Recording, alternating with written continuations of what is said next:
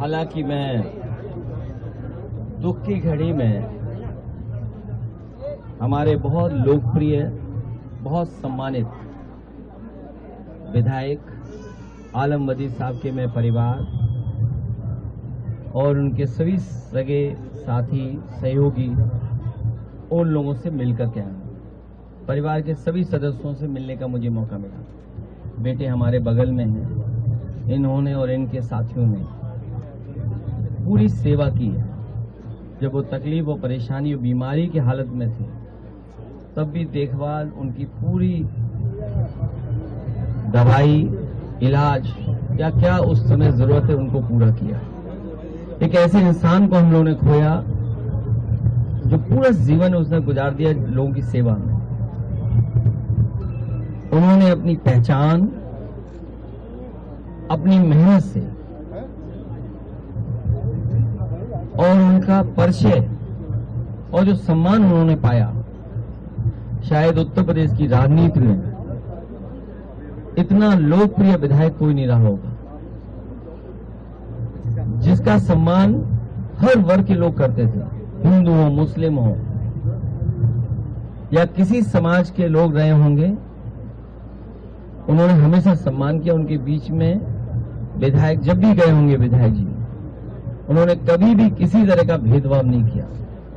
एक तरीके से सौहार्द कैसे बने रहे, भाईचारा कैसे बने रहे, आपस में प्रेम कैसे बढ़े, हमारी जो हिंदू मुस्लिम की एकता है, हिंदुस्तानियत को कैसे पहचान दें, उसको जीवन भर वो करते रहे। इतनी बार के विधायक होने के बावजूद भी उनके ऊपर कोई आरोप किसी तरह का नहीं लगा सकता और आम लोगों की तरह आम जीवन जीते थे और राजनीति की सूझबूझ और अपने समाज की सूझबूझ बहुत कम लोगों में रही होगी। मैं व्यक्तिगत ये कह सकता हूं कि जब कभी भी मुझे मिलते थे वो, जो उनको जानकारी हासिल होती थी अखबारों से या अपने समाज की क्या चर्चा चल रही है, वो हम तक और पार्टी तक पहुंचाते थे।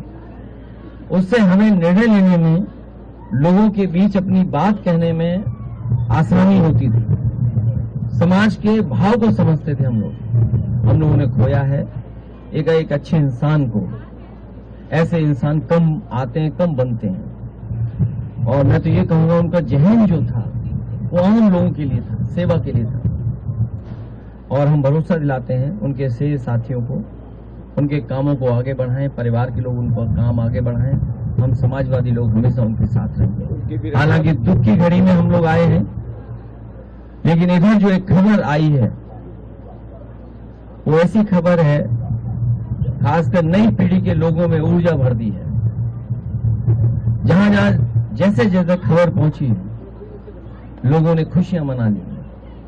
ये जिद क्यों थी आखिरकार? अगर यही करना था तो बच्चों से बात करके, बुला करके ये फैसला पहले ही लिया जा सकता था और तब ले लेना चाहिए था, क्योंकि जब बच्चों की जान गई है कहीं और सरकार ने खुद स्वीकार किया था कि परीक्षा का पेपर लीक हुआ है, आपने अधिकारी बर्खास्त किए, आप मैनेजमेंट के लिए लगे रहे।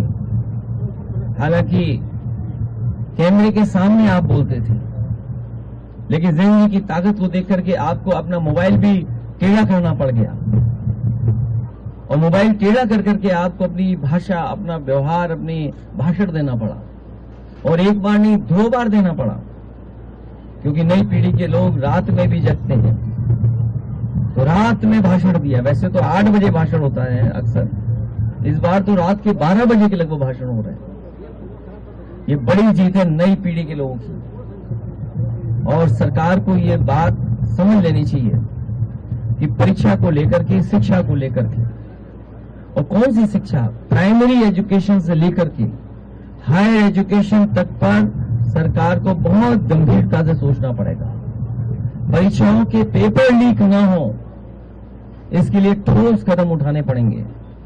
कानून बनना तो अपनी जगह है, सजा मिलना कोर्ट से मिलेगी, लेकिन किसी भी परीक्षा का पेपर लीक न हो, ये सबक इस आंदोलन से सीखना चाहिए। और एक बात जो हम सब ने देखा, सीखा, समझा, भारतीय जनता पार्टी जो नकारात्मक राजनीति करती थी, नकारात्मक राजनीति के लिए वो न जाने कितनी धन दौलत खर्च करते थे, लेकिन नई पीढ़ी युवा के लोगों ने ऐसे नारे बनाए, ऐसे पोस्टर बनाए जिनके बारे में और नारों के बारे में हम लोग सोच भी नहीं सकते थे। वो नारे आए, किसी का समर्थन रहा हो न रहा हो पॉलिटिकल पार्टी का, लेकिन एक एक युवा उससे जुड़ कर गया। ये युवाओं की और आज के जमाने के इंटरनेट और सोशल मीडिया के माध्यम से और सड़कों पर जो आंदोलन फैला, उसकी वजह से अंतोगत्वा भारतीय जनता पार्टी जो विश्व की सबसे बड़ी पार्टी है, जिनके पास न जाने कितने संगी साथी अंडरग्राउंड अनरजिस्टर्ड लोग हैं, उनको भी झुकना पड़ गया। ये युवाओं की बड़ी जीत है। लेकिन इससे सभी पॉलिटिकल पार्टी के लोगों को ये सबक लेना चाहिए कि हमारे आने वाले समय में जो परीक्षाएं हों, उनको ठोस बना करके ही कोई पेपर लीक ना हो और युवाओं को रोजगार और नौकरी के लिए रास्ते खोलने पड़ेंगे। अच्छा, आप पे ये भी आरोप है सर कि प्रोटेस्ट कर रहे हैं, अभी भी वहां बैठे हैं, उनसे आप क्या कहना चाहेंगे?